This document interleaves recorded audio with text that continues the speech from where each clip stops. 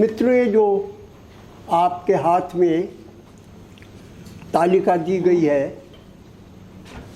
वो चटपटी बनी है, रात में ही मैंने आकर बनाई है, लेकिन यहाँ इस पे है। इस तालिका का विशेष प्रयोजन ये है कि अध्यात्म से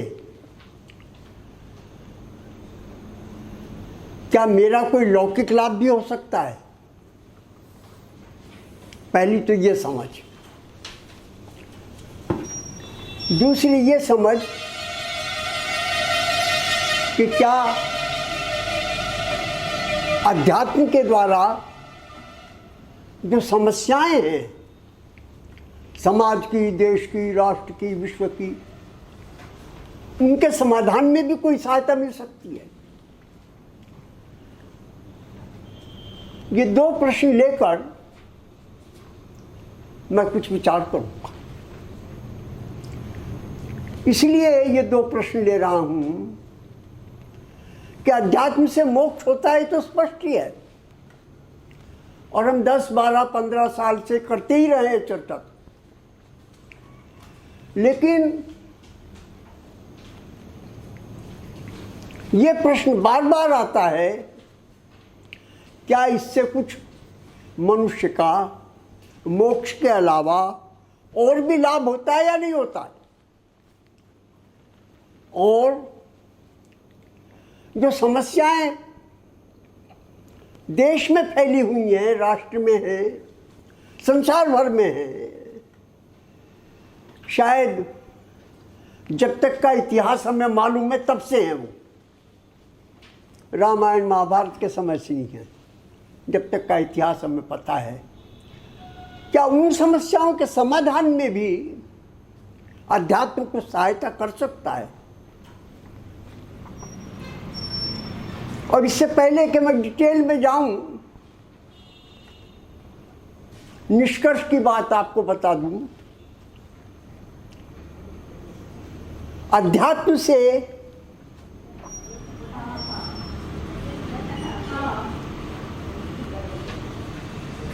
हमारा जो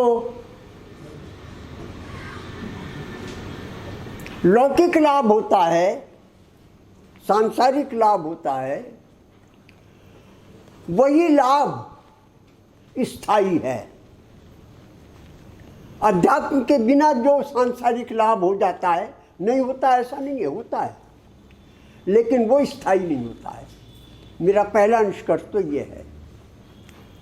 और दूसरा निष्कर्ष ये है कि जो समस्याएं हमारे सामने हैं, सदा से चलती आ रही हैं, उनका समाधान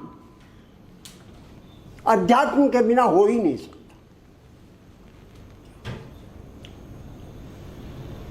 कैसे और क्यों, इसकी चर्चा अपन कर रहे हैं। और अगर आपके मन में यह हो कि अध्यात्म से समाज की, राष्ट्र की, देश की समस्याएं सुलझेंगी, ये बात तो भार्गव साहब वैसे ही कह रहे हैं। ये समस्याएं कोई अध्यात्म से सुलझा करती हैं क्या? तो श्री अरविंद का एक वचन आपके सामने रख दूं। If spiritualism is no solution, then there is no solution. अगर अध्यात्म समस्या का समाधान नहीं है तो फिर समाधान है ही नहीं, ये श्री अरविंद ने कहा। और इसी की व्याख्या आपन इस तालिका में देख लेंगे।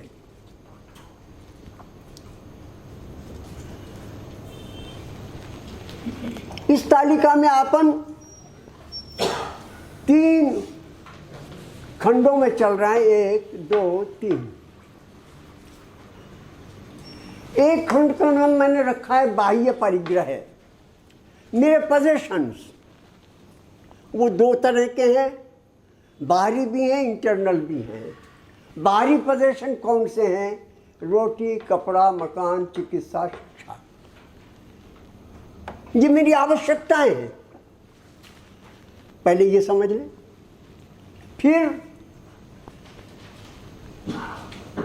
दूसरा इसी बाह्य परिग्रह का पक्ष कौन सा है?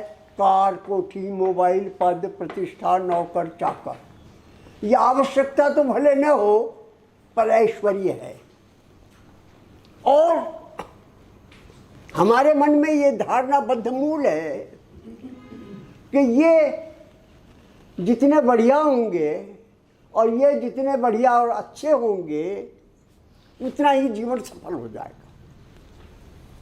जीवन की सफलता का ये लक्षण हमने बना रखा है और इस लक्ष्य को लेकर हम जब से होश संभालते तब से अंत तक चलते रहते हैं। धर्म की बात भले ही करते रहें, लेकिन हमारे मन में ये बात है कि अगर हमें बड़ा बनना है, प्रतिष्ठित होना है, तो हमें ये चीज़ें तो चाहिए ही चाहिए जो हमारी आवश्यकता है, हमें ये भी चाहिए ताकि लोग कहें कि मैं बड़ा आदमी हूँ। मैंने ये 5 चीज़ें यूँ ही गिनवा दी, आप समझ लें 5 चीज़ों में 50 चीज़ें आ जाएंगी जिनसे लगता है कि हाँ ये आदमी बड़ा है।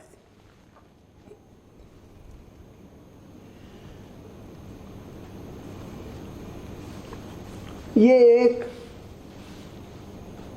पहला खंड है, एक आवश्यकता है और एक लग्जरी ऐश्वर्य है, और इनके प्रति हमारा ममता भाव है, अटैचमेंट है।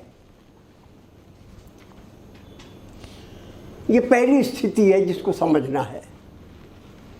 दूसरी स्थिति इसको बाद में लूँगा। कुछ 3 चीज़ें हमारे पास और भी हैं, वो ऐसी नहीं है जैसे मेज कुर्सी मेरे पास है, वो ऐसी हैं जैसे शरीर मेरे पास है, मन मेरे पास है, बुद्धि मेरे पास है। और जैसे ये जितनी अधिक हो और जितनी बढ़िया हो उतना ही मैं सफल हूँ, वैसे ये शरीर और मन बुद्धि भी जितने बढ़िया हूँ और जितने अच्छे हूँ उतना ही मैं बड़ा आदमी हूँ। अच्छा, VIP हूँ। तो शरीर में क्या स्थिति बनती है? मेरा शरीर बलवान है कि निर्बल है? बलवान होना चाहिए। जिनका शरीर बलवान होता है स्पोर्ट्समैन बन जाते हैं, और स्पोर्ट्समैन बनकर ओलंपिक में जाकर गोल्ड मेडल लेकर केवल शरीर के बल के आधार पर बड़े आदमी हो जाते हैं। उनके पास भले ये साधन ना भी हों, बड़े यहाँ से बड़े स्पोर्ट्समैन बन गया, उसके पास ये चीज़ें फिर आता थी खुद ही। दूसरा क्या है? सुंदर और कुरूप शरीर में। अगर मेरा शरीर सुंदर है तो मैं अभिनेता बन सकता हूँ, और अगर मैं अभिनेता बन सकता हूँ तो अभिनेता बनने के बाद ये चीज़ें फिर स्वयं ही आ जाती हैं।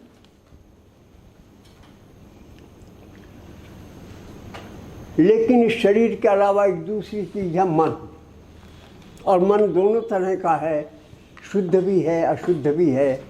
शुद्ध का मतलब जिसमें वासना नहीं है, और अशुद्ध का मतलब जिसमें वासना है। ये भी हमारे मन में रहता ही है, चाहे हल्का सा ही क्यों न हो, कि मेरा मन जितना निर्मल होगा उतना मैं अच्छा आदमी हूँ। बड़ा तो हूँ या नहीं हूँ, पर अच्छा आदमी हूँ अगर मेरा मन निर्मल है तो। और बुद्धि में देख लें, अगर हमारी बुद्धि तीव्र है तो मैं बड़ा आदमी हूँ, अच्छा आदमी भी हूँ। अगर मेरी बुद्धि मंद है तो मैं छोटा आदमी हूँ। ये स्थिति शरीर, मन और बुद्धि की बनती है। अब ये जो पहला खंड था, इसकी सफलता के लिए जो पुरुषार्थ चाहिए वो कर्म है। जितना कर्म मेरा कुशलता से होगा, अविचल भाव से होगा, निरंतरता से होगा, एकाग्रता से होगा, उतना ही मैं सफल हो जाऊंगा। ये एक बात है। लेकिन बीच में प्रारब्ध यानी भाग्य भी अड़ जाता है। ये मेरे कर्म सारे बढ़िया से बढ़िया होने के बावजूद जरूरी नहीं कि मैं सफल हो ही जाऊं, तो प्रारब्ध भी एक चीज रहती है। ये कर्म और प्रारब्ध मिलकर मुझे सफल और असफल बनाते हैं। इसलिए गीता को ये कहना पड़ा कि कर्म पर तो मेरा अधिकार है, फल पर नहीं है। फल पर इसलिए नहीं है कि वहाँ भाग्य भी बीच में आकर अड़ जाता है। और जब मैं भाग्य की बात कहता हूँ तो बहुत सारे फैक्टर हैं। काल है स्वभावो नियतिर यदृच्छा भूतानि योनि, श्वेता उपनिषद में गिरा रखे। एक साधारण से उदाहरण से बात कर लें अपन।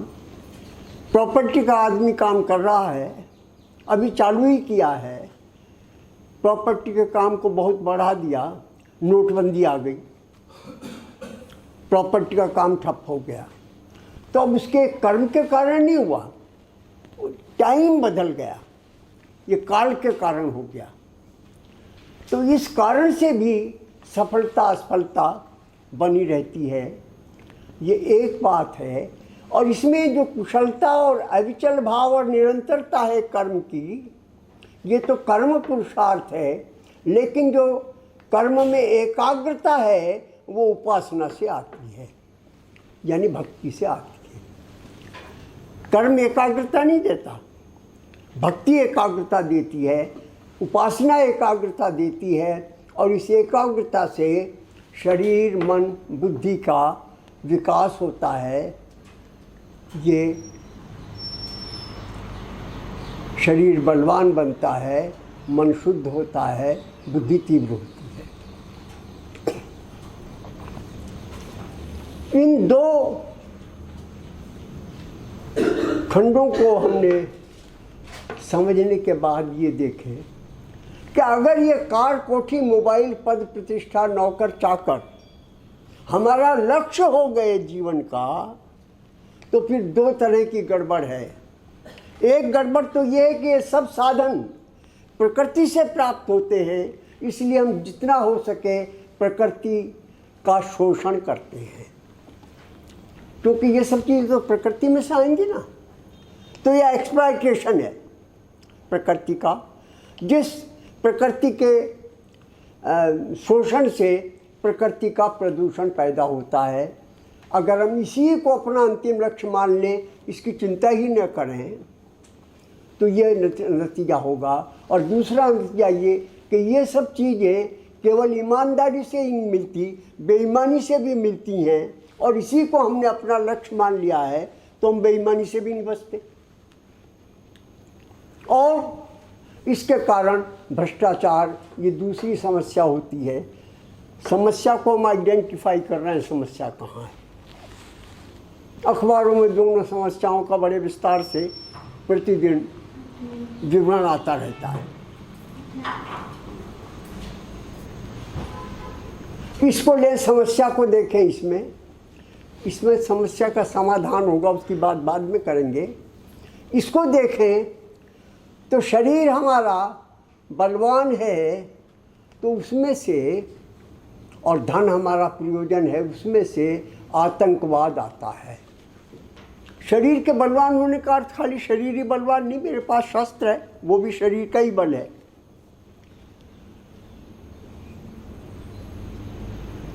तो आतंकवाद एक फल है, और मन के अशुद्ध होने का फल रेप व्यभिचार की घटना है। और बुद्धि के भ्रष्ट होने का या मंद होने का फल हिंसा, मारपीट और एक दूसरे पर आरोप प्रत्यारोप। ये सब ये प्रकृति प्रदूषण, भ्रष्टाचार, आतंकवाद, व्यभिचार, हिंसा, आरोप, ये अखबारी दुनिया है। अखबारी दुनिया माने दुनिया का जो प्रतिबिंब अपने को पढ़ने को मिलता है, उसके लिए कोई बड़े शास्त्र की ज़रूरत नहीं है। समाचार पत्र ही इन सब बातों को कहता रहता है। ये समस्याएं हमारे सामने हैं। इस बाह्य परिग्रह के लिए हमारे पास जो शास्त्र हैं, यानी पैसे के लिए और लौकिक अभ्युदय के लिए, वो एक तो अर्थशास्त्र है, दूसरा राजनीति शास्त्र है, तीसरा विज्ञान है, चौथा तकनीक है, पांचवा आयुर्विज्ञान चिकित्सा है, छठा उद्योग व्यापार है। मोटा मोटी गिनवा है। ये सारी के सारी, ये सारे के सारे जो डिसिप्लिन हैं, ये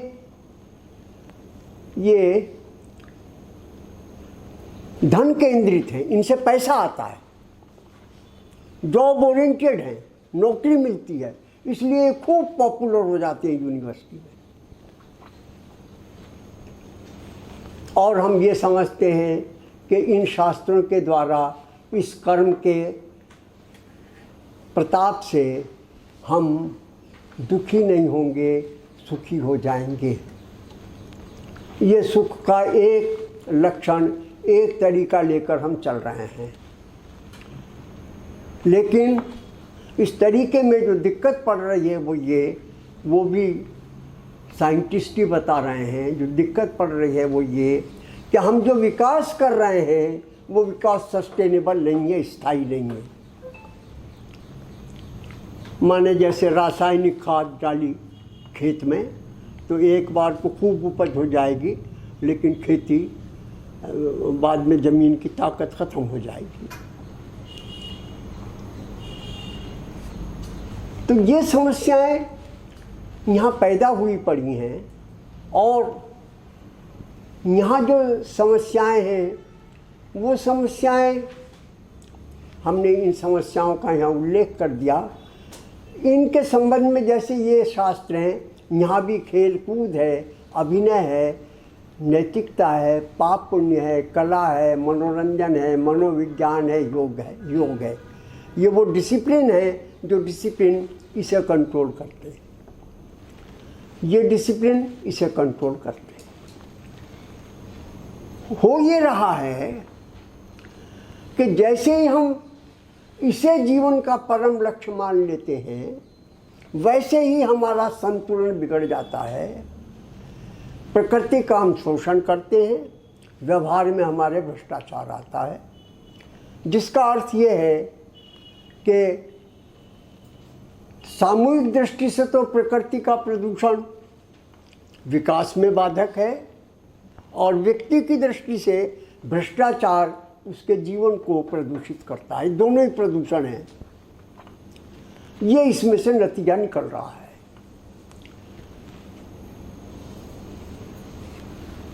उसके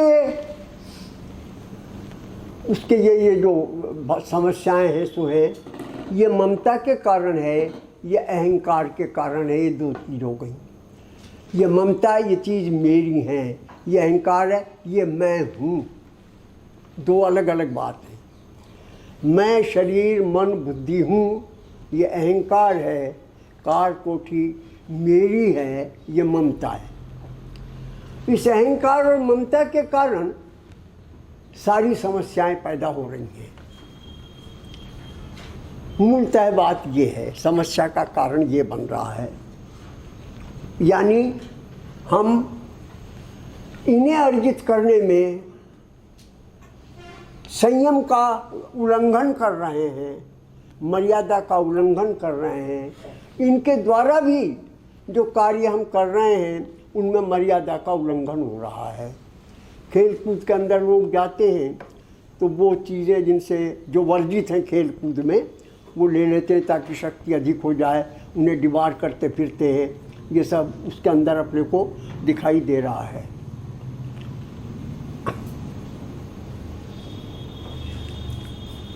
एक उदाहरण मैंने मनोरंजन का लिया, उसका मैं प्रत्यक्ष अनुभव कर रहा हूँ। मोबाइल का एडिक्ट हो जाना देखा मैंने कितना ही समझाता हूँ उनको, भाई ये हर समय नहीं, घंटा 2 ना, छोड़े ही नहीं उसे। तो ये मनोरंजन का विकृत रूप है। उससे मनोरंजन तो हो रहा है लेकिन विकृत रूप है। एक उदाहरण लिया हमने। अब समझने की बात यह है, जब अपन समाधान पर आएंगे तो समझने की बात यह है कि सारा का सारा, चाहे कार कोठी मोबाइल पर प्रतिष्ठा नौकर चाकर हो, चाहे शरीर मन और बुद्धि में बलवान और सुंदर शरीर हो, शुद्ध मन हो, तीव्र बुद्धि हो, ये सारे के सारे, सारा का सारा विस्तार कहाँ से आया है? पंचभूत पृथ्वी जल अग्नि वायु आकाश से आया है। 5 के अंदर 3 गुण सत्व रजस तमस मिले तो 5 या 15 हो गए। वो 15 का ही ये सारा विस्तार है। और मैं प्रकृति नहीं हूँ, इसलिए ये सब न तो ममता का कोई आधार बनता है, न अहंकार का कोई आधार बनता है। ये दोनों, ममता और अहंकार, दोनों के दोनों अज्ञान पर टिके हुए हैं। इस अज्ञान पर कि मैं प्रकृति हूँ, मैं पंचभूत हूँ, इस आधार पर टिके हुए हैं, जो अज्ञान है। उसके कारण ये जितना प्रपंच है, जितनी गतिविधियाँ हैं, उन सब के अंदर जो विकृति पैदा होती है और जो समस्या पैदा होती है, वो समस्याएं रात दिन हम देखते हैं, पढ़ने में हमें आती हैं। आज के दिन ही नहीं हो रही, हमेशा से होती रही हैं। कैसी कैसी समस्याएं, उनका विस्तार करना चाहें तो पूरा इतिहास भरा ही पड़ा है उन समस्याओं से। रामायण में देख लें, महाभारत को देख लें, उसके बाद गुप्त साम्राज्य आया, मुगलों का साम्राज्य आया, ब्रिटिश साम्राज्य आया, या अपने देश की बात है। और देशों में भी जहाँ जहाँ भी कोई इतिहास में चैप्टर आए, ये समस्याएं जहाँ की तहाँ बनी हुई हैं। और मज़ेदार बात यह है कि इसके जो नेता हैं, जैसे अर्थशास्त्री, वो कहते हैं समस्या का समाधान हम कर देंगे, बट कर देंगे समाधान। हुआ तो नहीं आज तक। राजनीतिक कहते हो, आप हमें वोट दो, आपकी सारी समस्याएं हम हल कर सकते हैं। हुआ तो नहीं हो सकता। और भारत में नहीं हुआ सो सवाल नहीं, संसार में ही नहीं हुआ। तो समस्या भी है और इतिहास गवाह है कि उस समस्या का समाधान भी नहीं हुआ है। और क्योंकि ये सब समस्याएं इस अज्ञान से पैदा होती हैं कि ये चीज़ें मेरी हैं और ये मैं हूँ, जबकि ये भी प्रकृति है और ये भी प्रकृति है, ये मैं नहीं हूँ। क्योंकि ये समस्याएं इस अज्ञान से पैदा होती हैं, इसलिए इन समस्याओं का समाधान अज्ञान का निवारण है और दूसरा निवारण नहीं है। जड़ तो अज्ञान है ना, बीच में पड़ा हुआ, और अज्ञान दो ही हैं। ये मेज कुर्सी मेरी है, बढ़िया। अब मेज कुर्सी ये शीशे की है, ये प्लास्टिक की है, मेरी क्या है इसमें? ये शरीर मेरा है। अरे जैसे पंचभूत से ये मेज और कुर्सी बने हैं, वैसे ही पंचभूत से मेरा शरीर बना है। कोई फर्क नहीं है दोनों चीज़ों के अंदर, लेकिन फर्क नज़र आता है। वो अपन बहुत सारी चर्चा करते रहे। फ़र्क ये है कि इस मेज कुर्सी में जड़ है, पर जो चेतना प्रतिबिंबित होती है वो बड़ी डिम है। मेरे अंदर जो चेतना, शरीर मन बुद्धि में जो चेतना प्रतिबिंबित होती है, वो बहुत बहुत पावरफुल है। इसलिए मुझे लगता है मैं तो चेतन हूँ, ये जड़ है। वस्तुतः दोनों ही जड़ हैं। फर्क उतना ही है कि इसमें वो चेतना का जो प्रतिबिंब पड़ता है वो बड़ा धीमा है, मुझ में बहुत ही धीमा है, लगता है कि है ही नहीं कुछ। मेरे में जो चेतना का प्रतिबिंब पड़ता है वो इतना स्ट्रॉन्ग है कि लगता है हाँ, और तो कुछ होता ही नहीं है, चेतन ही हूँ मैं बस। और कौन सी बात बीच में आ गई? मैंने एक शब्द बोला, प्रतिबिंब। वस्तुतः क्योंकि प्रकृति में चेतना होती नहीं लेकिन दिखाई देती है, तो ये वस्तुतः चेतना, इस चेतना का प्रतिबिंब है। ये चेतना का प्रतिबिंब यहाँ पड़ता है तो स्ट्रॉन्ग है, यहाँ पड़ता है तो वीक है, कमज़ोर है, दोनों जगह पड़ रहा है। इस प्रतिबिंब को ही हम बिंब मान रहे हैं, यानी जो इमेज है शीशे में उसी को रियल मान रहे हैं। जिस चीज़ का वो इमेज है उसकी तरफ हमारा ध्यान ही नहीं है। इसलिए फिर से दोहरा दूं और इसकी चर्चा हम लंबे विस्तार से करते ही रहे हैं, पर 2 वाक्यों में दोहरा देना चाहता हूं। अज्ञान के कारण जड़ को चेतन समझकर, जड़ के साथ जो हमारी ममता है, और शरीर मन बुद्धि को चेतन समझकर जो शरीर मन बुद्धि के साथ हमारा अहंकार है, वो अज्ञान के कारण है। और वो क्योंकि अज्ञान के कारण है, इसलिए उसका इलाज न तो इनके पास है, अगर होता तब तक हो ही गया होता। न अर्थशास्त्री, राजनीति, विज्ञान, आयुर्विज्ञान, उद्योग, व्यापार, तकनीक, ये सब बोल सब पीटते हैं कि हम ठीक कर देंगे, और हमारे पास ये मॉडल है। वो मॉडल पे मॉडल निकले ही जाते हैं, किसी मॉडल से कुछ हल तो निकलता दिखाई दिया नहीं। आज की घटना नहीं है, 5000 साल के इतिहास में ही नहीं हुआ। क्योंकि हमने ये जो समाधान बता रहे हैं, ये अर्थशास्त्र का समाधान अर्थशास्त्र में ही ढूंढ रहे हैं। अज्ञान का समाधान अज्ञान में ही ढूंढ रहे हैं।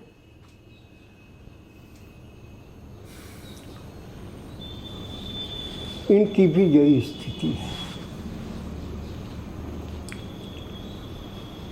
ये खेल कूद तो एक चीज़ है ही, अभिनेता बन जाते हैं ये एक चीज़ है ही, ये नैतिकता भी एक चीज़ है। जो समाज सुधारक होते हैं ना, सोशल वर्कर, हम समाज को ठीक कर देंगे, उनसे खुद ही ठीक नहीं हो पाते, वो समाज को क्या ठीक कर देंगे। वो एक अलग वो भी जाने। अच्छा, ये समाज सुधार का मामला ऐसा है, आता है चला जा। एक समय था आर्य समाजी, हम करेंगे ठीक, वो पता नहीं कहाँ गया। फिर गांधीवाद आया, हम करेंगे ठीक, पता नहीं कहाँ गया। अब आरएसएस खड़ा हुआ है कि हम करेंगे ठीक, ये भी चला ही जाने वाला है, ठीक होने वाला नहीं है। ये गलत डायग्नोसिस गलत है, निदान गलत है। आप इन चीज़ों का समाधान इन शास्त्रों में जो ढूंढ रहे हैं, ये शास्त्र प्रकृति के शास्त्र हैं। हाँ, इनसे शरीर बलवान होगा, इसमें संदेह नहीं, मन शुद्ध होगा। समाज सुधारक कुछ संध्या हवन करवा रहे हैं, गायत्री जप करवा रहे हैं, तो मन तो शुद्ध होता ही है, इसमें क्या संदेह है। अगर उपासना करेंगे, ध्यान करेंगे, आसन प्राणायाम करेंगे, तो बुद्धि थोड़ा काम अच्छा करेगी, इसमें भी क्या संदेह है। अर्थशास्त्री कुछ ना कुछ करते रहते हैं। तो अभी मैं पढ़ रहा था कि हिंदुस्तान 1970 में 55% लोग गरीब थे, अब केवल 10% रह गए हैं। ऐसा उसने अखबार ने लिख दिया। मुझे तो कहीं नज़र आता नहीं कि वो गरीबी कहाँ गई, पर कह रहे हैं हाँ 10% है। मेरे तो चारों तरफ गिर रहे। भाई साहब कोई नौकरी दिलवा, अरे मैंने कहा नौकरी, तुम कहा नहीं सर वो सरकारी नौकरी चाहिए। तो मैंने कहा मैं सरकार में बैठा हूँ क्या, तुम्हें देख रहा हूँ जो सरकारी नौकरी चाहिए, मेरे पास आ रहे हो, सरकार के पास तो सरकार। हाँ हाँ, हमने 10 लाख नौकरी, 10 लाख क्या, आप 10 करोड़ नौकरियाँ लगाते रहो। लगा ही रही है, ऐसा थोड़े ही नहीं लगाएं। अर्थशास्त्री विकास कर ही रहे हैं, इसमें कोई शक नहीं है।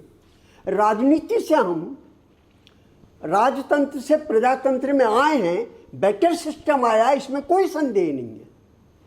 तो इसका बेटरमेंट तो हो रहा है, ऐसा नहीं है बेटरमेंट नहीं हो रहा, लेकिन बेटरमेंट के बावजूद जो प्रॉब्लम है वो वहाँ की वहाँ अड़ी हुई है। घड़ी आपकी चल रही है नहीं चल रही है? चल रही है साहब, 9 बजे। अभी 9 बजे 9 बजे। हाँ, तब तो मैं ठीक चल रहा हूँ।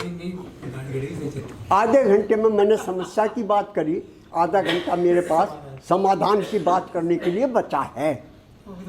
हाँ, मैं ये इसलिए मैं ये कह रहा हूँ कि मैं ये नहीं कह रहा कि अर्थशास्त्री सारे बेकार लोग हैं। ये विकास कर रहे हैं, राजनेता बेकार नहीं है, विकास कर रहे हैं। कैसा उल्टा सुल्टा उनकी समझ में आ रहा है। उद्योग व्यापार बढ़े हैं, मेडिकल साइंस ने तरक्की की है, इसमें कोई शक नहीं है। एक समय टीबी का इलाज नहीं था, लाइलाज समझी जाती थी टीबी, आज टीबी का इलाज होने लग गया। तो विकास तो बना, इसको हम नहीं कर सकते, इतना समझ लें अपन। लेकिन अगर आयुर्विज्ञान यानी मेडिकल साइंस, एक उदाहरण दे रहा हूँ, ये समझ लें कि बीमारी दूर करना तो हमारा प्रयोजन है ही, और हम बीमारी तो दूर कर ही रहे हैं, यही हमारा लक्ष्य भी है, इसके अलावा और कुछ नहीं है। तो डॉक्टर क्या कर रहे हैं, वो जो चेक करा जाता है, ये टेस्ट करवा लो, झूठे लिख रहे हैं, और जिससे करवाते हैं उससे संबंध बना रखे, तेरे पास टेस्ट करने के लिए भेज देंगे। इसमें इतना रिश्ता हमारा है, क्योंकि मेरे अपने घर में 3 डॉक्टर बैठे, इसलिए मुझे पता है कैसा करते हैं। लेकिन आप लोग ऐसा मत समझना कि मेरे 3 डॉक्टर ऐसा करते हैं। एक डॉक्टर ने यहाँ चालू किया था, मेरे बड़े पुत्र ने ये धंधा, तो उसकी जो पत्नी है वो भी डॉक्टर है, उसने आमरण अनशन कर दिया कि आप ये गलत टेस्ट के लिए नहीं लिखेंगे, जब तक आप गलत टेस्ट के लिए लिखेंगे मैं खाना नहीं खाऊंगी। वो बच्चे को छोड़ना पड़ा, पत्नी को मारना थोड़ा ही था, और उसका भी छोड़। लेकिन हो तो रहा है ना, ये मैं कह क्या रहा हूँ, विकास भी हो रहा है और विनाश भी हो रहा है, ये कह रहा हूँ मैं। अर्थशास्त्र में विकास भी हो रहा है और भ्रष्टाचार भी बढ़ रहा है। बढ़ नहीं रहा तो बना हुआ तो ही, मैडम जानती होंगी शायद इनकम टैक्स में पर मैडम की कहाँ जरूरत है, अखबार ही रोज निकालते रहते, रोज निकालते रहते। उसका होता क्या किसी को पता नहीं, इतना ही पता है कि भ्रष्टाचार की कहानी आ जाती है, उस कहानी के बाद समाधान क्या हुआ इसका किसी को पता नहीं, कि उसका हुआ क्या आखिर में मालूम नहीं क्या हुआ। मुकदमा चल गया, वकील को पैसे दे दिए, मुकदमा चलता रहता है, लोअर कोर्ट से हाई कोर्ट से सुप्रीम कोर्ट, आखिर जज भी तंग आ जाते हैं, दुनिया भी तंग आ जाती है, रफा दफा हो जाता है सारा, पता नहीं क्या होता, मुझे मालूम नहीं। मैं कह ये रहा हूँ कि ये विकास कर रहे हैं, इनके गुड पॉइंट्स हैं, लेकिन उसके साथ साथ समस्याएं भी पैदा होती हैं।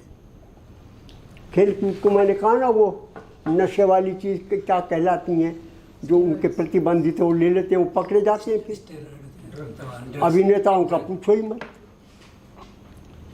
मैं दिल्ली में हूँ अभी, तो अखबार आता है, 8 पेज का एक अखबार रहता ही रहता है, 10 का होगा, 4 पेज एक अलग से आते हैं। वो 4 पेज में अभिनेताओं की फ़ोटो होती है। किसी नेता की इतनी मोटी फोटो, लंबी फोटो नहीं होती जितनी फ़ोटो किसी अभिनेता की होती है। अच्छी बात है, चलो सुंदर है, फ़ोटो आनी चाहिए। नहीं, इतना ही नहीं होता, अगर उस अभिनेता का अपनी पत्नी से तलाक हो गया तो उन दोनों का भी लंबा लंबा फोटो। अरे भाई, ये किस बात का फ़ोटो छाप रहे हो तुम? तलाक का फ़ोटो छाप रहे हो क्या? छाप रहे। और मैं दिल्ली में बैठा हूँ तो वो जो अखबार है वो खाली भारत की नहीं छापता, दुनिया भर के छापता, रोज की रोज। अभिनेता मनोरंजन कर रहे हैं, शायद जो फिल्म है उनसे कुछ हमें अच्छी बातें भी मिल रही होंगी, ऐसा नहीं है कि नहीं मिल रही हूँ, मुझे तो नहीं ज़्यादा पता, पर मिल ही रही होंगी, ये मानकर चलता हूँ। नाटक तो हमेशा से थे, काव्य हमेशा से थे, और काव्य की, नाटक की खूब प्रशंसा भी हुई पड़ी है शास्त्रों में। पर प्रशंसा के साथ साथ ध्यान में रखें, काव्यालापांश्च वर्जयेत, निंदा भी हुई पड़ी है।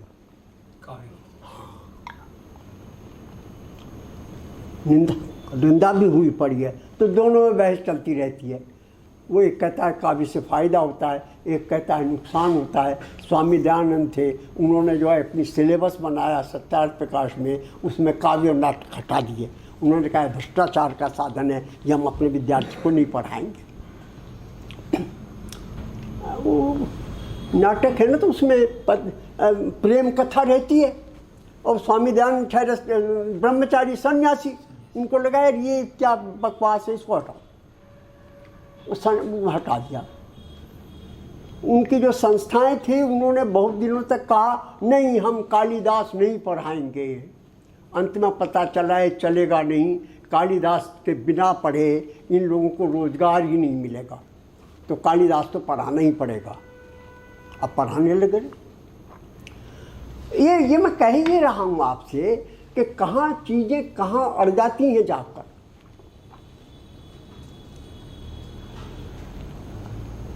मैंने मोबाइल की बात की, योग की बात करूं। अभी भी मैं योग कर रहा हूँ दिल्ली में।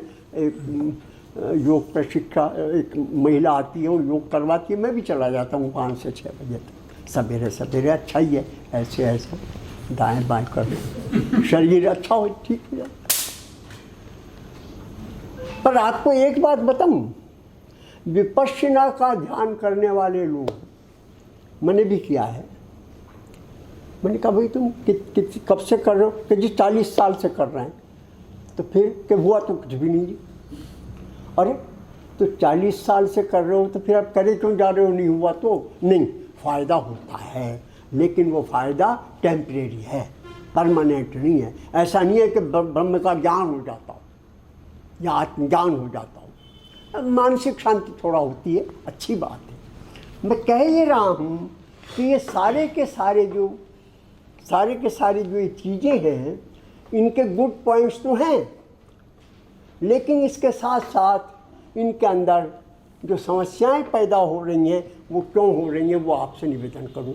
एक तो मैंने कहा अज्ञान के कारण हो रही हैं, ये तो मामूली बात कह दी मैंने, इससे समस्या का हल नहीं होता।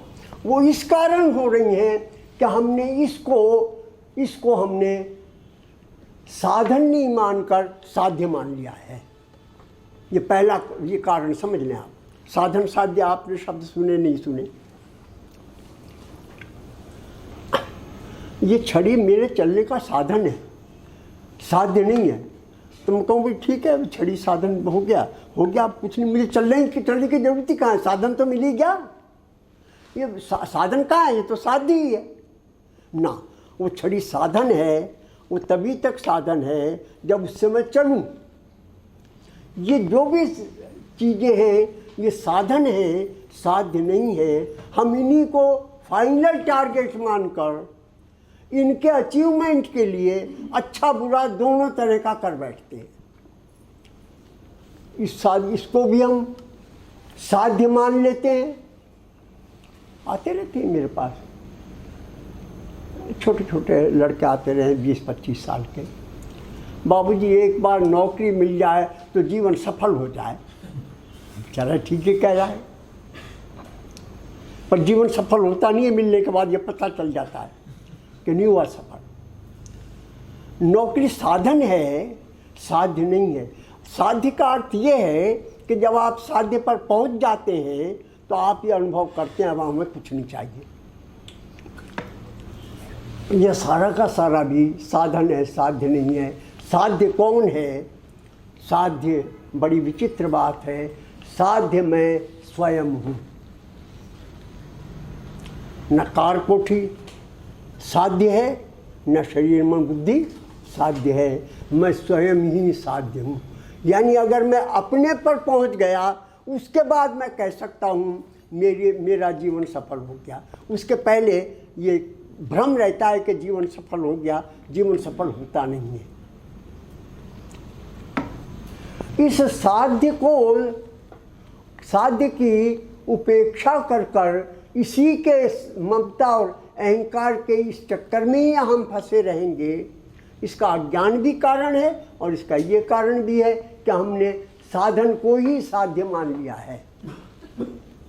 स्वामी राम सुखदास जी ने बड़े विस्तार से इस बात की चर्चा की, साधन साध्य की, और उनका कहना यह है कि कोई चीज़ अगर दूर हो या प्राप्त न हो तो उसको पकड़ना, प्राप्त करना, उसके लिए साधन चाहिए। मैं स्वयं तो मुझे प्राप्ति हूँ, इसमें साधन की जरूरत कहाँ है? तो ये सारे के सारे साधन जिनको मैं साधन कह रहा हूँ, इनमें इस साध्य की जरूरत ही नहीं है। इसलिए परिग्रह निरपेक्ष, न ये परिग्रह चाहिए न ये परिग्रह चाहिए। बड़ी अजीब बात है। ये जो साधन है, अपने एसी मैंने बंद करवाया था, चल जाएगा क्या? मैंने बंद करवा दिया था, उस समय ठंड थी। अभी थोड़ा सा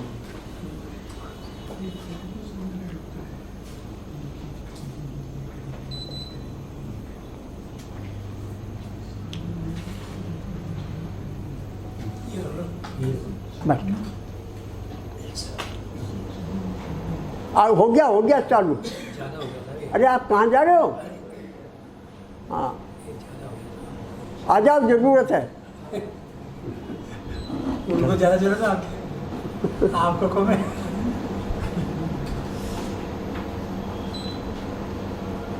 इस पर अगर अपन दृष्टिपात करेंगे, एक दो उदाहरणों से अपन समझें। ये साधन होते हैं तो भी साध्य प्राप्त है, ये साधन नहीं होते तो भी साध्य प्राप्त है, ये साधन अगर विपरीत होते हैं तो भी साधन प्राप्त, तो भी साध्य प्राप्त है। ये इंडिपेंडेंस है, ये स्वतंत्रता है। ये जो साधन है, ये अगर मेरे पास है बढ़िया बात, नहीं है बढ़िया बात, विपरीत है बढ़िया बात।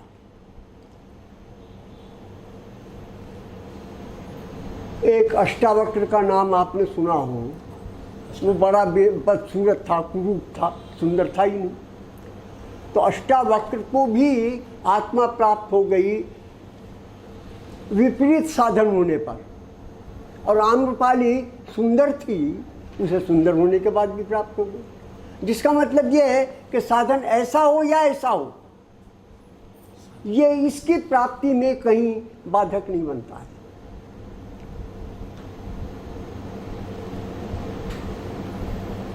बुद्धि की बात करूं, अशुद्धि की बात भी कर सकते हैं। वो अंगुलीमाल डाकू था, जो आता था उसको मार के उसकी उंगली की माला बना के पहनते था। महात्मा बुद्ध जाने लगे, लोगों ने कहा जी वहाँ मत जाओ, वो ऐसा है। उन्होंने कहा होगा भाई, मैं तो जाता हूँ। डाकू ने कहा अरे ठहर जा। बुद्ध ने कहा मैं तो ठहरा हुआ ही हूँ, तू कब ठहरेगा? अब इतना भयंकर हिंसक, मैं तो ठहरा हुआ ही हूँ, तू कब ठहरेगा? उसको इतने से ही ज्ञान हो गया। मैं कह ये रहा हूँ कि आपन साधन पर डिपेंड न करें कि साधन है या नहीं है। बुद्धूपने का उदाहरण देखें आप। एक युवा सन्यासी था, गुरु उसका बूढ़ा था, गुरु बहुत सारे उपदेश देता, उसको कुछ याद नहीं रहता था, मंद बुद्धि था ना। तो उसने कहा महाराज ये लंबे लंबे उपदेश मेरे याद नहीं रहते, आप तो कोई छोटा सा सूत्र बता दो, मेरे काम आ जाएगा। तो उसने गुरु ने कहा देख छोटा सा सूत्र ये है, तुष मा रुष, संतुष्ट रह, क्रोध मत कर। उसने कहा एक बात ठीक ही है, संतुष्ट रहे, क्रोध मत कर। अब वो रटने लगा, पर ज़्यादा ही बुद्धू था।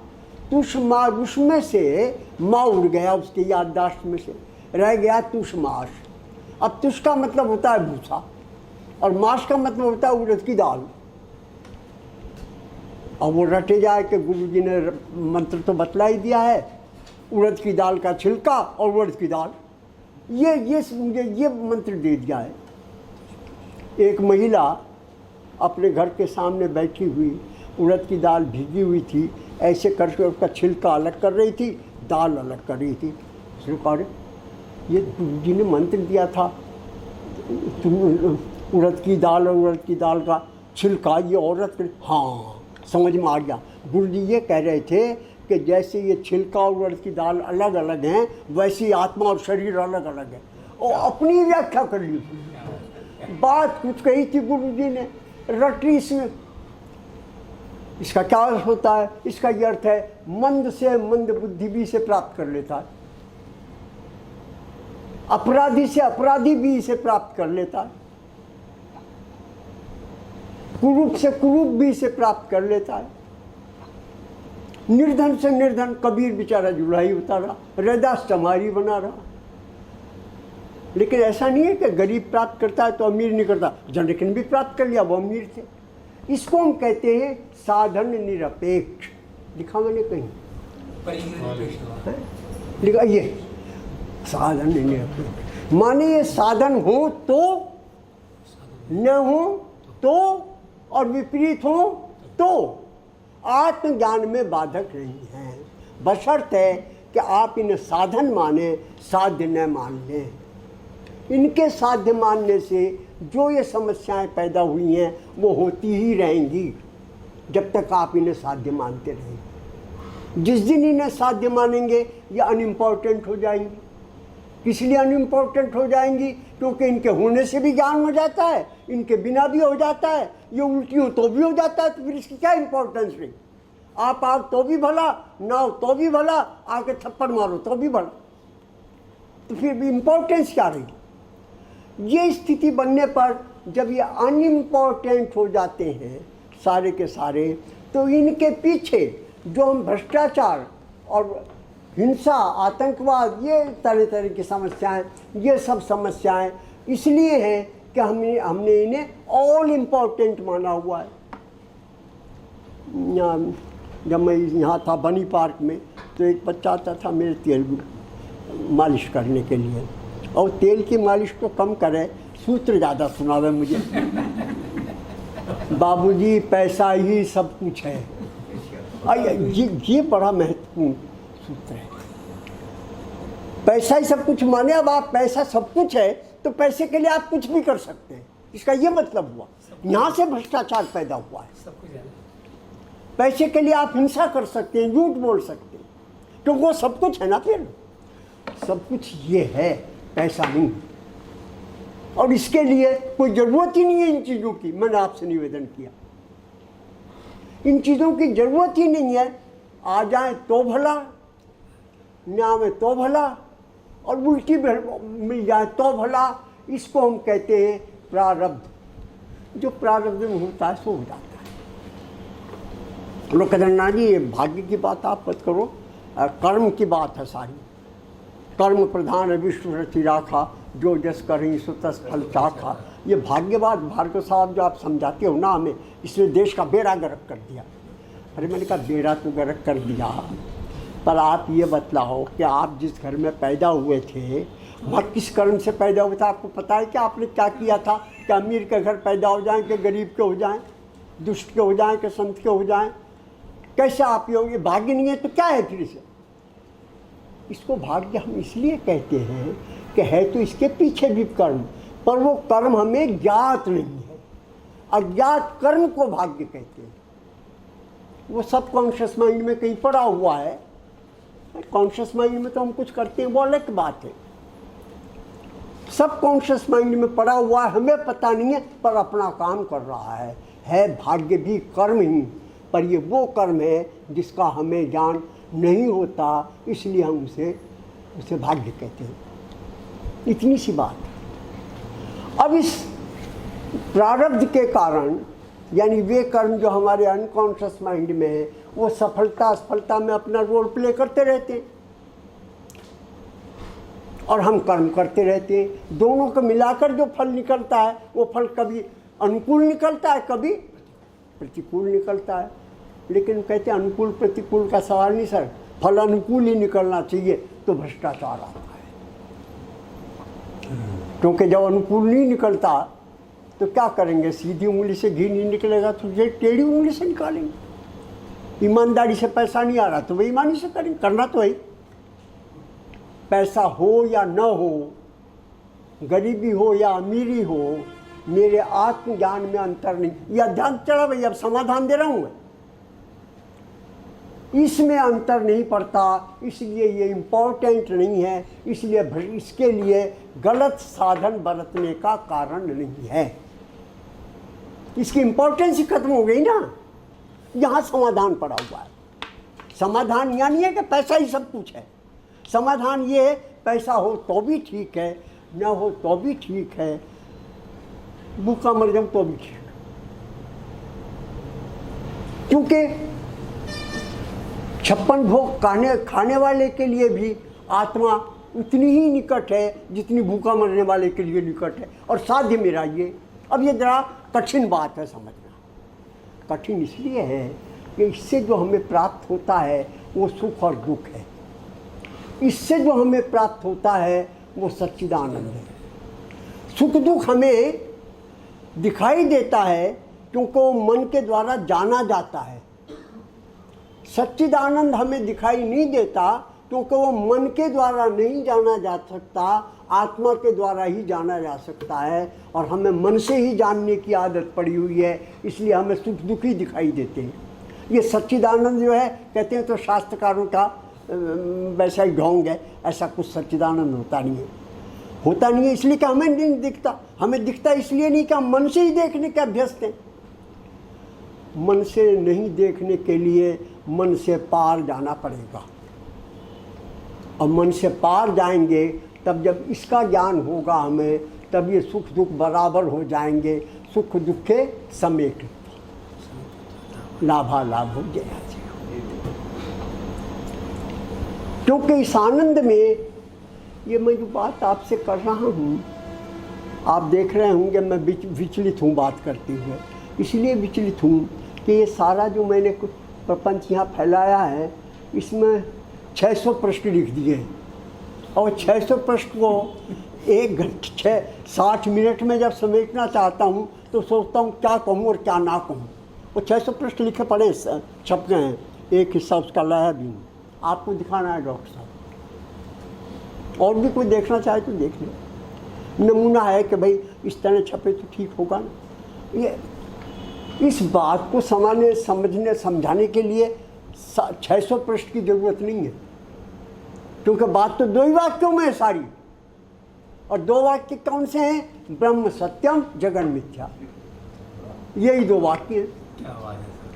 ये सत्य है क्योंकि ये आत्मा से जाना जाता है, ये मिथ्या है क्योंकि ये मन से जाना जाता है। समझो बात तो, मिथ्या का ये अर्थ नहीं है कि है ही नहीं। मन के द्वारा हम इसी को देख पाते हैं, ऊपरी दुनिया को ही देख पाते हैं। शरीर ही दिखता है, आत्मा दिखती नहीं। मन दिख जाता है, बुद्धि दिख जाती है, पैसा दिख जाता है, ये मन से दिखता है।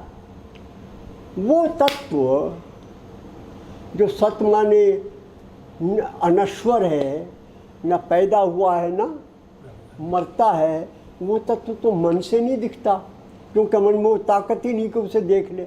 मन तो बहुत गरीब आदमी है, रोज 1-1 मिनट में पैदा होता है, 1-1 मिनट में मरता है। इसकी क्या हैसियत है मन की? इसकी हैसियत ही नहीं है कुछ भी। मन से ज़्यादा जल्दी जल्दी पैदा होने वाला और मरने वाला संसार में और कोई तत्व नहीं है। ये फटाफट बदलते ही चल, अरे ये बदलता ही जा रहा है तो इसको कैसे जानेगा जो बदलता नहीं है? ये टिकता तो है नहीं। ये हमारी समस्या है। इसको जानते ही आप लोगों के ध्यान में आ गया होगा, इन समस्याओं का समाधान बनेगा। अगर हम इस समाधान को नहीं लेंगे तो इसके समाधान इसी में ढूंढते रहेंगे। ढूंढ रहे हैं, यूनिवर्सिटियाँ, रिसर्च डिपार्टमेंट सब करे जा रहे हैं, मिनिस्ट्रियाँ, वो कैबिनेट की मीटिंग और क्या क्या भगवान जाने सेमिनार फलाना ढिमका, हुआ कुछ भी नहीं, हुआ कुछ भी नहीं, समाधान नहीं हुआ। समाधान ये हुआ कि ए पार्टी जो है पॉलिटिकल, वो बी पार्टी पर आरोप लगा दे और बी ए पे लगा दे, ये समाधान हो गया है। बस पता नहीं कौन सी कैसी है। कौन भ्रष्ट सचमुच है या नहीं है, मालूम कुछ नहीं। ये समाधान हमने निकाला आपको। ए पार्टी कोई वक्तव्य दे दे, बी पार्टी का कर्तव्य बनता है कि उसका खंडन करे, ये समाधान हो गया। इससे समाधान हो जाएगा कुछ। एक कहेगा दूसरा उसका खंडन करे, एक कहे दूजे ने मानी, नानक कहे दोनों ज्ञानी। संवाद से समाधान होते, विवाद से नहीं होते। समाधान उसका वहाँ होता है जहाँ इसको जान लिया जाता है। ये जो तत्व है अपने यहाँ शोरूम चालू किस समय होता है गोयल साहब? 10 बजे। 15 मिनट अधिक भी हो जाए तो कोई हानि नहीं है ना? हाँ, बतला देना। अब इसको एक ही मंत्र है ईशोपनिषद का, उसी को मैंने अलग अलग तोड़ कर लिख दिया है। इसका शरीर नहीं है, इसमें विकार नहीं होता, इसका स्नायु मंडल भी नहीं है, नर्वस सिस्टम भी नहीं है। किसका? इस सच्चिदानंद का। ये शुद्ध है, इसको पाप छूता ही नहीं है। ये कवि है, माने जिन चीज़ों को हम नहीं जानते उन्हें भी जान सकता है। ये मनीषी है, मन इसका स्वामी नहीं है, ये मन का स्वामी है। ये जो सारे संत अपने आप को स्वामी जी कहते हैं, ये किस चीज़ के स्वामी है? तो पूछो इनसे, भाई कौन सी चीज़ के मालिक हो आप जो अपने आप को मन के मालिक हैं, इसलिए स्वामी कहते हैं। हम मन के मालिक नहीं हैं, इसलिए हम अपने आप को स्वामी नहीं कहते। इस फर्क को समझें। मन हमारा मालिक है, बजाय इसके का हम मन के मालिक हैं। हम मन के दास हुए पड़े हैं। ये परिभू माने हर देश में और हर काल में रहता है। ये कभी रहता है, कभी नहीं रहता है, कहीं रहता है, कहीं नहीं रहता है। ये स्वयंभू, इसका कोई कारण नहीं है, इस सब के कारण है। मैंने मेहनत करी, सफलता होगी तो कारण हुआ ना उसका। इसका कोई कारण नहीं है, ये तो सदा ही है। इसी को हम ब्रह्म कहते हैं। तो मैं उपसंहार यहाँ करना चाह रहा हूँ। ये एक शीशा है, इसमें फूल भी प्रतिबिंबित होवे, कांटा भी प्रतिबिंबित होवे, शीशे को अंतर नहीं पड़ता। ये आत्मा है, इसमें सुख भी प्रतिबिंबित हो, दुख भी प्रतिबिंबित हो, शीशे को अंतर नहीं पड़ता। इसमें सोना प्रतिबिंबित हो, मिट्टी प्रतिबिंबित हो, यानी अमीरी हो, गरीबी हो, इसको अंतर नहीं पड़ता। शीशे को कैसे अंतर पड़ जाएगा किसी चीज़ के प्रतिबिंबित होने से? शीशे का तो कुछ लेना देना ही नहीं, इस आत्मा का कुछ लेना देना ही नहीं है। इन सब झंझट थे तो इसमें तो कभी कोई अंतर पड़ता ही नहीं। हम सदा से मुक्त थे, ध्यान करना। हाँ, ये मत समझा मुक्त होंगे, मुक्त ही थे, क्योंकि इसमें तो कभी पाप आया ही नहीं, कभी विकार आया ही नहीं, आ सकता ही नहीं। स्वामी राम सुखदास जी जो हैं वो वाक्य जरा वो कहते हैं, आया नहीं, आ रहा नहीं, आएगा नहीं। इस तरह से समझाते हैं इस बात को मजबूत करने के लिए। हाँ, अच्छे सन्यासी थे। उन्होंने वेदांत को जितना सरल, बोधगम्य और जनता तक पहुंचाने लायक बनाया, मुझे नहीं लगता किसी दूसरे ने बनाया। और इतना सरल वही बना सकता है जो उस शास्त्र में निपुण हो जाए, वरना अटका रहता है शास्त्र में। मेरे जैसा आदमी मैं सरल नहीं बना पाता। मेरे से लोग कहते हो हर साहब ऐसा करो कि आप जरा यंगर जनरेशन की समझ में आ जावे, सरल भाषा में इस बात को बता। अरे मैंने कहा मैं तो यंगर ही हूँ यार, किसको यंगर जनरेशन कहो? मेरे को एक बुढ़ापा दिख रहा है ना तुम्हें? तो बेचारे कैसे कहें हाँ जी दिख रहा है, डर के मारे कहते हाँ ठीक। मेडिकल को कोई नहीं कहता जी किताबों को सरल बनाओ, मैंने नहीं सुना आज तक। फिजिक्स को कोई नहीं कहता, वो तो अर्थकरी विद्याएं हैं ना। ये विद्या बेचारी ऐसी है, इसमें पैसा वैसा तो है नहीं, तो चलो गरीब की जो सबकी भाभी, इसको सरल बना दो, इसको सरल बना दो। सरल ही है भैया। जो कठिन है वो ये है कि ये आत्मा जिस ममता और अहंकार की गांठ में बंधी पड़ी है, ये गांठ नहीं खुल रही है गांठ के अंदर ही। तो चीज़ चाहिए ना गांठ बांधने के लिए, एक ममता है, एक अहंकार है। इसमें ये गांठ के अंदर पड़ी है, ये गांठ ही भिद्यते हृदय ग्रंथि।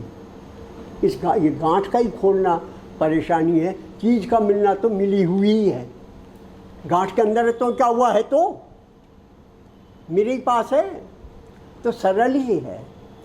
गांठ का खोलना ही मुश्किल है। मैं ऐसा समझ रहा हूँ, जैसे प्रारंभ में मैंने कहा, अपने पास 10 मिनट 12 मिनट शेष हैं। सवाल जवाब तो आप 1000 साल तक कर सकते हैं, और 1000 साल से हो रहे हैं, ज़्यादा हो रहे हैं इससे भी। खूब सवाल जवाब पहले पढ़िए, बड़ा अच्छा लगेगा। सवाल जवाब का सवाल नहीं है, सवाल ये है कि ये बात जो कही गई है, इसे भगवान की वाणी समझकर इसमें श्रद्धापूर्वक इसका अनुसरण करना है, तर्क द्वारा नहीं। तर्क द्वारा ब्रह्म बड़ी आसानी से खंडित हो जाएगा, कोई दिक्कत ही नहीं है, ईश्वर हवा में उड़ जाएगा, तो सब उड़े ही पड़े बेचारे।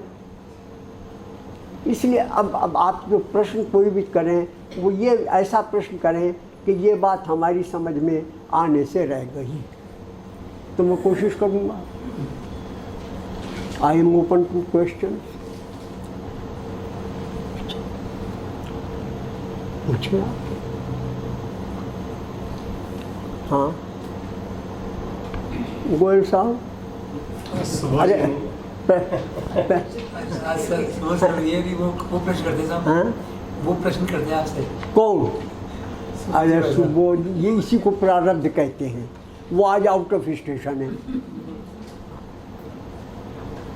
कहा है उन्होंने मैं आऊँगा, वो नहीं आएंगे तो मैं चला जाऊँगा। समझाना मुझे भी है, आप समझा दीजिए। Is there any question? Is it some clarification is needed somewhere? हाँ, जो मैंने कहा इसमें कहीं क्लैरिफिकेशन की ज़रूरत है क्या? ज़रूरत है तो आप बतलाएं। बड़ी चीज़ है, लेकिन लिमिटेड बुद्धि से थोड़ा जो समझ आ गया उतना तो आ गया। आ गया सर, जितना कल्याणमस्तु। अरे समझने लायक ज़्यादा है भी नहीं। उस बेवकूफ़ के जो उड़द की दाल उड़द के छिलके वाला था, उसकी समझ में आ गया, तो हमारे तो समझ में आ ही जाएगा। समझ में आने का रोना कहाँ है? समझ यहाँ आ गया, यहाँ नहीं आया। हाँ, यूँ समझो, समझ में यहाँ आ गया है, खोपड़ी में, हृदय में नहीं आया। विद्यते हृदय ग्रंथि, गांठ यहाँ पड़ी है, यहाँ नहीं पड़ी है। मैं जितना बढ़िया बोल सकता हूँ, उससे 10 गुना बढ़िया आप में हर एक आदमी बोल सकता है, मुझे पता है, क्योंकि खोपड़ी आपकी ज़्यादा ठीक है। व्यावहारिक जगत की बात करते हैं ना। हाँ, वो सवाल कहाँ है? वो सवाल कहाँ है कि समझ में आने का ये अर्थ हो। पैसा ही सब कुछ है, ये यहाँ समझ में नहीं आया, यहाँ आ गया है समझ में, इसलिए कोई इसका उपदेश की ज़रूरत नहीं है। हाँ, वो तो है ही सब कुछ, यहाँ है हृदय ग्रंथ होगा। तो समझ का ज़्यादा चक्कर नहीं है, जितना चक्कर इस बात का है कि क्या हम ममता और अहंकार को ये समझकर कि ये अज्ञान के 2 पुत्र पुत्री और पुत्र हैं, इनका तलाक देने को तैयार हैं। इतनी सी बात, ये कहने को तैयार हैं कि ये चीज़ें मेरी नहीं है और ये मैं नहीं हूँ। बात खत्म है, फिर यही रह गया बात।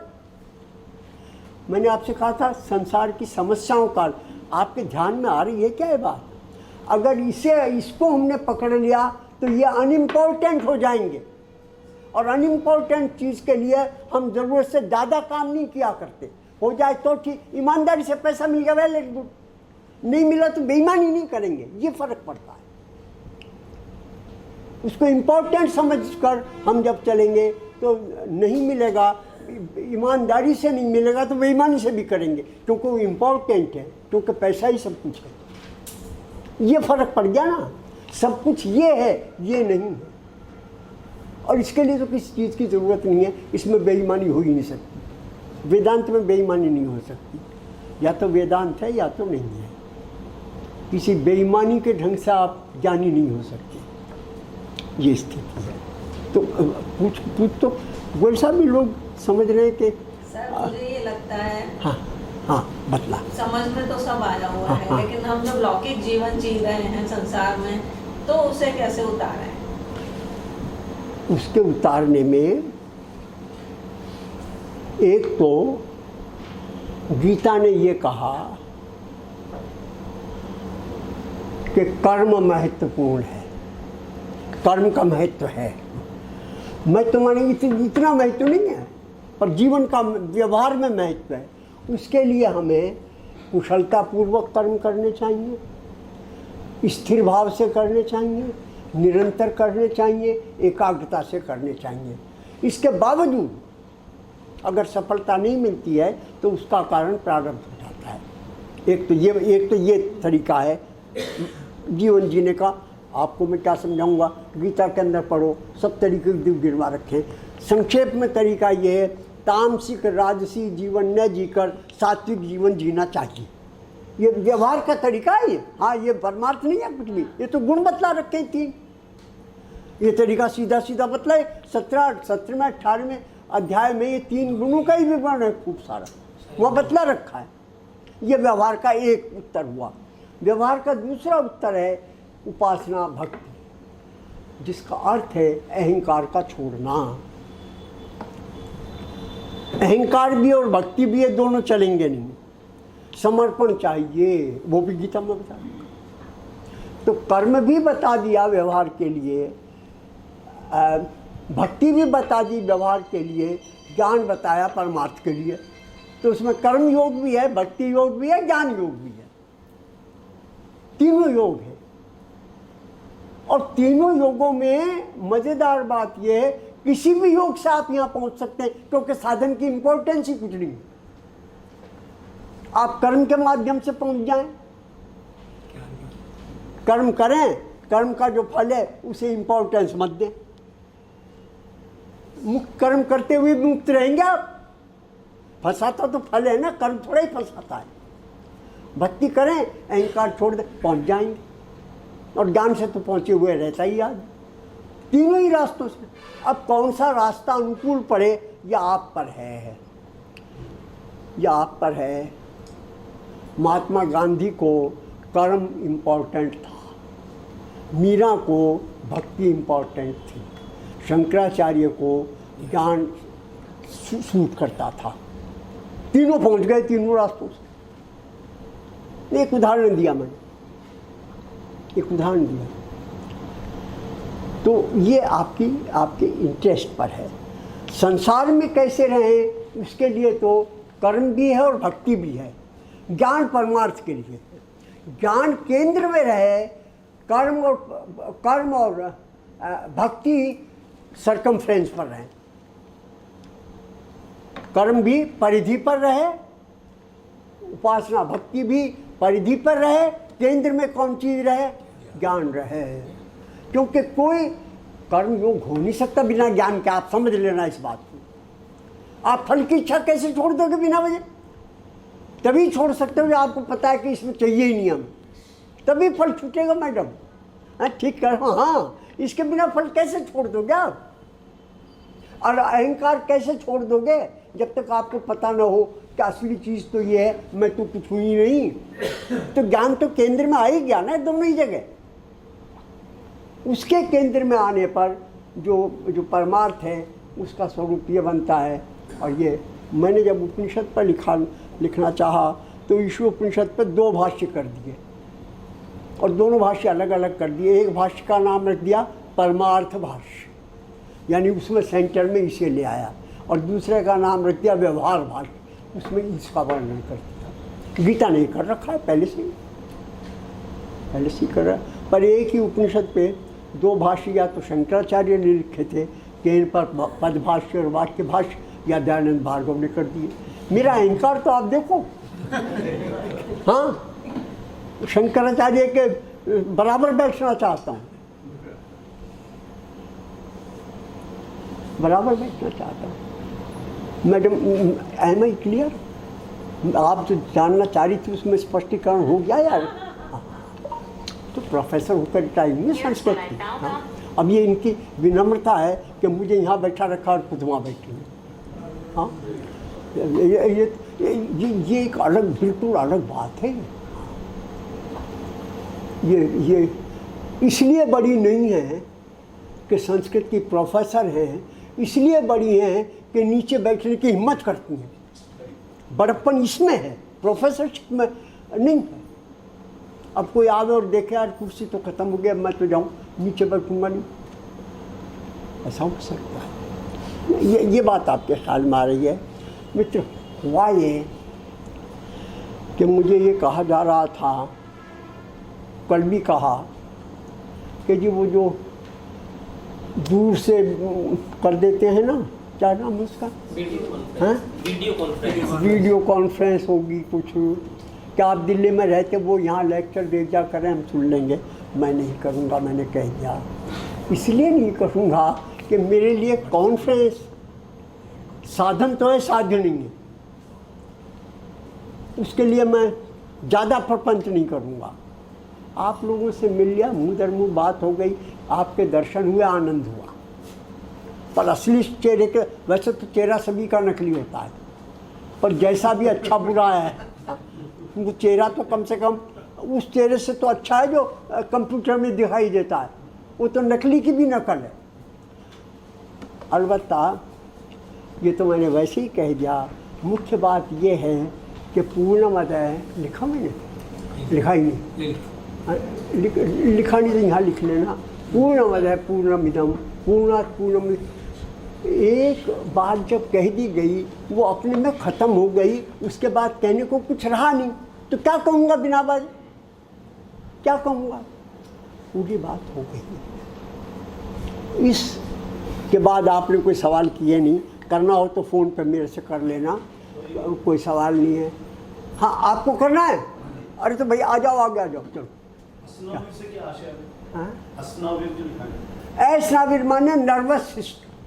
उस ब्रह्म जो है उसका नर्वस सिस्टम भी नहीं है, ये मतलब है ना, नर्वस सिस्टम भी नहीं है उसका। तो मैं ये कह रहा था कि मेरी रुचि नहीं है कि लेक्चरबाजी ज़्यादा करूं, और कह ये रहा था जितना मैंने आज कहा, अगर आप इसे ध्यान कर लेंगे तो आप उपनिषद पढ़ो ना, मेरी ज़रूरत ही नहीं है।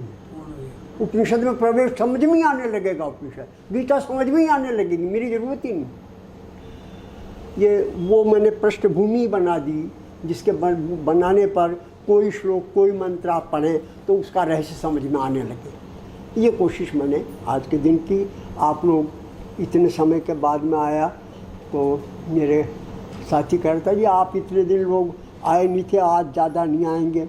मैंने कहा भैया 2-4 तो आएंगे कम से कम मुँह दिखाने के लिए, ज़्यादा नहीं आएंगे तो अभी, लेकिन ज़्यादा ही आ गए। इसको इस पृष्ठभूमि के साथ आप पहले गीता पढ़िए, कोई सा भी भाष्य पढ़ो, फर्क नहीं पड़ता, और उसके बाद उपनिषद पढ़िए। ब्रह्मसूत्र मुश्किल है, मेरी आवश्यकता नहीं।